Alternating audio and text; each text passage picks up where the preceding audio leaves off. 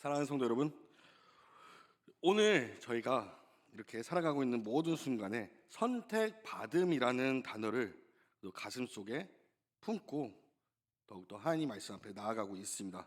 또한 오늘날 우리 사회를 정의한다는 가장 날카로운 단어를 하나를 꼽아본다면 그것은 아마도 또한 선택받음이라고 할 수 있지 않을까 싶습니다. 청년들은 좋은 기업에 선택받기 위하여 스펙을 쌓고 있고요. 직장인들은 승진의 기회에 선택을 받기 위해 밤잠을 설치고 있습니다. 심지어 은퇴하신 우리 성도님들도, 장년 성도님들도 마찬가지입니다. 자녀들에게 짐이 되지 않는 부모로 선택받고 싶어 하시고, 또한 사회에서 여전히 더욱더 쓸모 있는 존재로서 선택받고 싶어 하시는 간절함이 우리 모두에게 있음을 압니다. 제독 철학자 한병철은요, 그의 저서 피로사회라는 책에서 현대인을 자기 착취의 주체라고 그렇게 이야기를 하였습니다. 누구도 채찍질을 하지 않는데 선택받지도 못할지도 모른다라는 그 공포가, 내가 충분하지 않다는 그 불안감 때문에 더욱더 스스로를, 저희를 몰아세우고 있다라고 이야기하고 있습니다. 우리는 나는 내가 이룬 성과다라는 그 믿음을 우상처럼 숭배하며 살아가고 있는 현실입니다. 오늘 이 자리에 앉으신 우리 성도님들께도 더욱더 묻고 싶습니다. 성도님들은 누구에게 선택받기 위해 그렇게 저희 삶을 사시면서 처절하게 자신들을 채찍질하고 계신가요? 만약에 세상이 우리 성도님들을 선택하지 않는다면 우리 성도님들의 인생에 무엇이 남으신가요? 오늘 사도 베드로는 고난과 소외 속에 살던 초대교회 성도들에게, 또한 오늘 우리에게 놀라운 선언을 던지고 있습니다. 오늘 본문은 이렇게 시작하고 있습니다. 그러나 너희는 택하신 족속이요. 저희가 많이 들었던 내용입니다. 여기서 베드로가 사용하는 택하신이라는 이 단어에 더욱더 주목하시길 바랍니다. 이 단어는요, 단순히 여러 개 중에서 하나를 골랐다는 것이 아닙니다. 이것은 성경 전체를 관통하고 있는 하나님의 거대한 계획, 즉 구속사적인 구속사를 담고 있는 단어입니다. 하나님은 과거에 자격이 없던 아브라함을 택하셨고, 수요가 적고 미련한 이스라엘을 제사장의 나라로 택하셨습니다. 이스라엘은 실패했지만 하나님은 더욱더 포기하지 않으셨습니다. 창세 전부터 계획하신 대로 독생자 예수 그리스도의 피로 우리를 다시 사셔서 새로운 이스라엘로 삼으신 것입니다. 얼마나 큰 은혜일까요? 그런 은혜들이 혹시 마음에 와 닿으신가요? 그러면 다른 방면으로 한 번 더 이야기해 보겠습니다. 저희가 한국 사람으로 태어난 것이 과연 당연한 것일까요? 아니면 한국 사람으로 태어난 것이 감사한 일일까요? 네, 감사합니다. 만약 저희가 한국 사람이 아닌 다른 나라 사람으로 태어났다면 어땠을까요? 세계 지표를 봤을 때 25년도 한국은 행복 지수가 58위입니다. 8년 동안 1등을 하고 있는 핀란드가 있는데, 과연 행복 지수가 높은 나라 사람으로 태어나야 정말 행복한 삶을 살고 있는 것일까요? 제가 최근에 인도를 다녀왔었습니다. 그곳에서 보았던 것들은 너무나도 다 신기했던 것들입니다. 지하철 내부를 나오자마자 앞이 보이지가 않습니다. 사람으로 보이지 않는 것이 아니라 스모그 현상으로 인해 지하철 내부까지 뿌옇게 보였습니다. 그리고 인도의 친구죠. 인도는 걷는 순간부터 자는 순간까지 클락션 소리가 들려옵니다. 너무 새로운 경험과 다양한 것들을 보고 왔었습니다. 그런데 제가 바라본 그 인도 사람들은 어떠한 삶을 살고 있었을까요? 인도 사람들은 자기가 인도 사람으로 태어났기 때문에 감사하며 살아가고 있었을까요? 아니면 왜 나는 인도인으로 태어나서 라는 불만을 가진 채 살아가고 있었을까요? 제가 바라봤을 때 그 인도인들은요, 매일같이 시간에 상관없이 겐지스 강에서 시체를 태우고 수장시키며 그들의 삶과 죽음을 묵도하고 있었습니다. 또한 매일 저녁 6시부터 저녁 8시 반까지 매일같이 모여서 뿌자라는 그들의 죄와 그들의 잘못을 뉘우치는 그 행위들을 하루에 2시간 반에서 3시간씩 그들의 삶 가운데 살아가고 있었습니다. 그들은 개인의 복을 기원하였고 자기네 죄를 씻었고 신과의 연결을 강화하는 그런 행위들은요, 과연 그들은 당연하다고 생각해서 하는 행위일까요?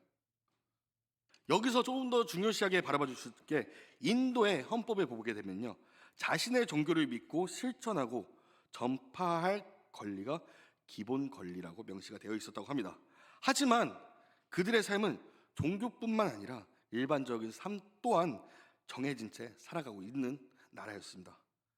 다시 한 번 더 여쭤보겠습니다. 그들의 삶은 어떠했을까요?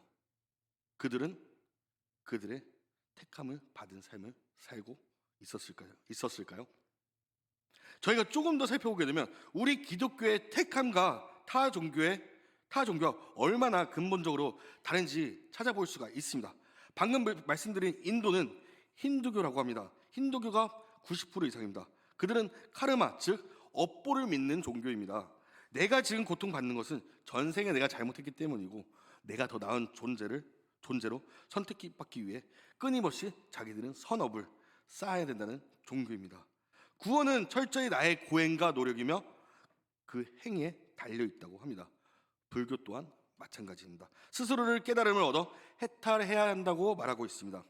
하지만 기독교의 복음은 무엇입니까?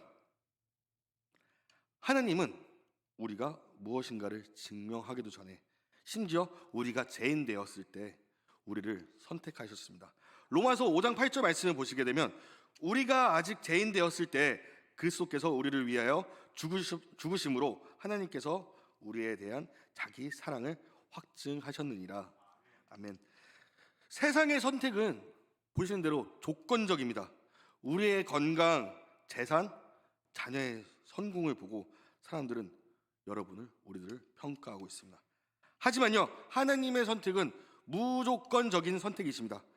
그 무엇 하나 뛰어나지 않아도 하나님은 무조건적으로 저희를 택하셨습니다. 이것은 특권이 아니라 은혜이며, 배제가 아니라 만유를 구원하시기 위한 하나님의 전략적인 사랑이심을 믿으시는 우리 성도님들이 되시기를 소망합니다. 그렇다면 우리가 어떻게 이 영광스러운 왕 같은 제사장의 신분을 얻게 되었을까요? 우리는 조금 더 솔직해져야 됩니다. 우리는 제사장은커녕 우리 자신의 이기심조차 다스리지 못하는 사람들입니다. 하나님을 사랑한다고 말하면서 통장 잔고를 더욱더 의지하고 있고요, 예배를 드리면서도 예배를 드리는 저의 평판을 더욱더 걱정하고 있습니다. 종교개혁자 존 칼빈은 이런 말을 했습니다. 율법은 우리의 얼굴의 더러움을 보여주는 거울과 같더라고요. 거울은 우리를 씻겨주지 못합니다. 오직 우리가 얼마나 더러운지 알려주고, 그리고 우리를 그리스도께 돌아가게끔 해주는 것뿐입니다. 여기서 위대한 교환이 하나 일어납니다. 하나님께서 진정으로 선택받은 유일한 분은 우리가 모두 아시다시피 예수 그리스도이십니다. 그런데 십자가에서 어떠한 일들이 벌어졌습니까?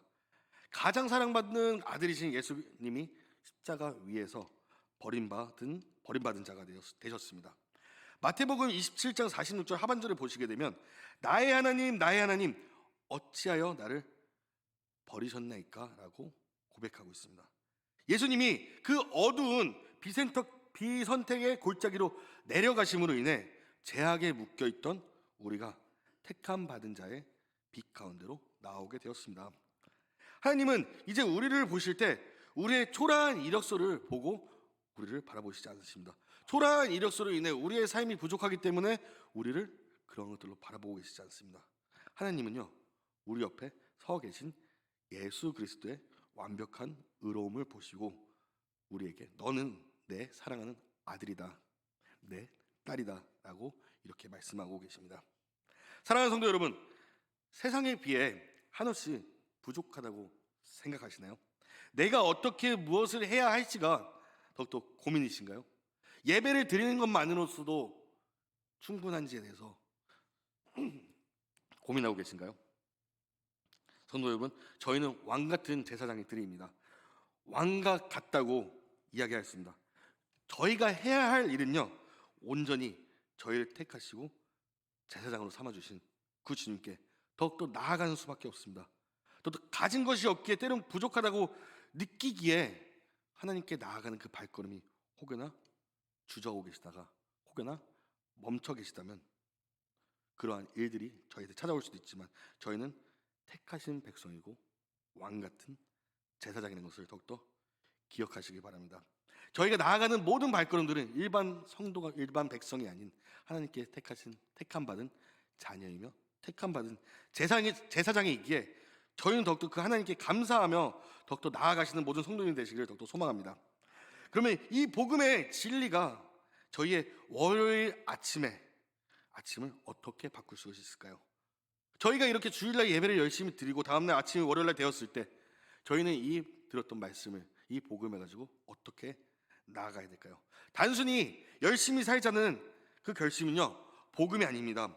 말씀을 들었으니 더욱더 그 말씀대로 나아가자라고 생각하는 것만이 그것으로 만족하는 것이 복음이 아닙니다. 복음은요 우리의 삶을 더욱더 근본적으로 바꾸어야 합니다. 세 가지로 바라볼 수가 있습니다. 첫 번째는요 복음을 받은 자면 비교의 지옥에서 안식의 천국으로 더욱더 옮겨지셔야 합니다. 모든 사람들이 비교의 늪에서 더욱더 살아가고 있습니다. 우리 아들은 서울대 다녔는데 우리 아들은 지방대를 다니고 있네. 우리 옆집은 더욱더 잘 살고 있는데 평수가 34평인데 우리는 24평이네. 여러 가지로 평수와 자식의 직장, 자식의 학교 어떠한 것들로 인해 세상은 그 누구와 누구를 다 비교할 수밖에 없습니다. 하지만 그 비교의 순간에서 지옥에 있는 것이 아니라 그때마다 더욱더 선포하시길 바랍니다. 나는 내 이름은 내 연봉으로서 나가는 것이 아니다. 내 아파트가 나의 삶의 질이 아니다. 나는 하나님의 그리스도 안에서 나라고 부르는 바로 그 사람 왕같은 제사장이다라고 여러분들의 가치를 더욱더 낮추는 것이 아니라 더욱더 세상의 평가에 여러분들의 가치에 국한되어 있는 것이 아니라 여러분들을 택하신 그 하나님 그 한 분만 바라보고 그 하나님 손만 바라보고 나아가시는 우리 성도님들이 되시길 축복합니다. 두 번째로 관계의 목적이 바뀌셔야 됩니다. 우리는 종교적인 열심으로 배우자나 더욱더 자녀들을 통제하려고 할 때가 많습니다. 주일날 예배 나오지 않는 우리 자녀들, 주일날 나오지 않는 우리 남편분들, 주일날 나오지 않으시는 우리 아내분들, 우리가 매일같이 나가자, 말씀을 듣자, 예배 자리로 나가자 라고 이야기를 하지만 그들이 그 이야기를 듣지 않을 때가 있습니다. 하지만 여러분이 그 말로서만 끝나고 그걸로 인해 스트레스로, 그걸로 인해 싸움으로서 이어지는 것이 아니라 여러분이 하나님의 사랑이 이미 충만하시다면 이 가족은 그들을 설득시키는 거, 그들을 나의 만족으로 인해 그들을 함께 나온 것이 아니라 그들에게 내가 축복을 빌어줄 수 있는 제사장의 사명직이 있다는 것을 더욱더 깨달으시기 바랍니다.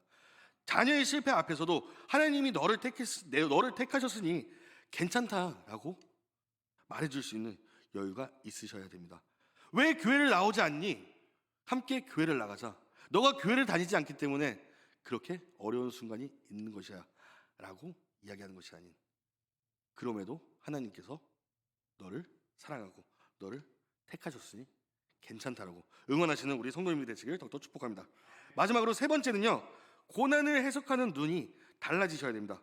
타 종교처럼 아까 말씀드린 힌두교처럼 고난을 업보로나 벌로서 보는 것이 아니어야 됩니다. 고난은요 하나님의 아름다운 덕을 더욱더 선포할 수 있는 기회입니다. 그 고난과 고통 가운데, 그 어려운 순간 가운데 그 누구라도 힘들 수밖에 없습니다. 그 어려운 가운데 있을 수밖에 없습니다. 그 어려운 가운데 그 말씀을 붙잡고 그 말씀만을 믿고 나아가기는 당연히 한없이 힘들 수밖에 없습니다. 하지만요 그 질병 속에서도 더욱더 평안을 유지하시고 상실 속에서도 감사하시어 하나님께서 주신 그 모든 상황에 우리를 통해 어떻게 역사하실지 더욱더 기대하시고 그걸 내려놓고 더욱더 그것을 맡기며 나아가시길 더욱더 소망합니다. 사랑하는 성도 여러분, 더욱더 설교를 이제 마무리하려고 하고 있는데요. 레미제라블이라는 그렇죠. 제가 이게 외국에서 돌아온 지 얼마 됐다고 또 이제 혀가 벌써 다시 안 꼬이고 있긴 한데, 레미제라블이라는 그 영화 책을 보셨나요? 평생에 정과자라는 낙인과 수치 속에 살았던 그 장발장에게 미리엘의 주교는 은식기를 훔친 그를 정죄하는 대신 오히려 은초대까지 내어주면서 말해주었습니다. 장발장, 나의 형제여, 내가 당신의 영혼을 위해 값을 치렀습니다. 나는 당신을 어두움에서 끌어내어 하나님께 드립니다. 주교의 이 거부할 수 없는 은혜가 장발장의 새로운 사람으로 빚어내었습니다. 오늘 하나님께서 우리에게 하시는 말씀이 바로 이것입니다. 우리는 하나님의 은혜를 배신하고 도망친 죄인들이긴 하지만 하나님은 정죄 대신 독생자 예수 그리스도라는 영원한 은총대를 우리의 손에 쥐어주셨습니다. 너는 이제 더 이상 수치와 정죄에 속해 있지 않단다. 너는 내 것이다. 너는 나의 택한 족속이요 왕같은 제사장이란다. 사랑하는 성도 여러분, 이제 성취라는 더욱더 그 무거운 짐을 내려놓으시길 바랍니다. 내가 무엇을 해야 하나 라는 그런 불안 대신 주님이 무엇을 하셨나 라는 그 은혜를 더욱더 바라보시길 원합니다. 우리를 어두운 데서 불러내어 그 기이한 빛에 들어가게 하신 그 이의 아름다운 덕을 남은 생애 동안 온 마음을 다하여 더욱더 찬양하며 살아가는 우리 복된 모든 성도님이 되시기를 더욱더 주님의 이름으로 축복합니다.